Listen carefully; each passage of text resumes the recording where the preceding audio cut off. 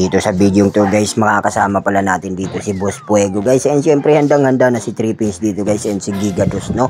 So pupunta nga pala kami dito guys ng Candelaria, Quezon para harapin yung kalaban ni Trippings na isa ring rapper.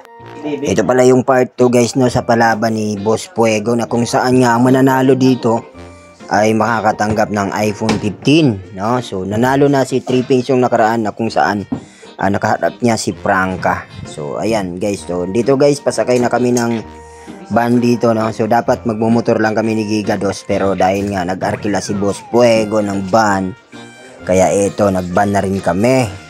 So tuwang-tuwa naman ako guys kasi hindi na ako magdadrive ng motor.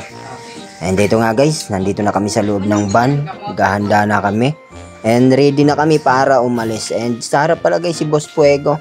So mamaya-maya lang guys ay lalarga na kami. At dito nga, ayan, umuusad na po yung aming sasakyan. At dito guys, syempre may kulitan. Ito nagutom pa si Gigados, so may baon pang Pudgy Bar. Oh, kita nyo yun? Napakaangas. Ayan, si Legit Idol Trippings. Pinakikiramdaman na naman yung sarili niya. Tingnan mo mamaya guys, imatay na naman yan. Susuka-suka na naman yan sa biyahe. Ayan oh, aba, ganado pa. Talagang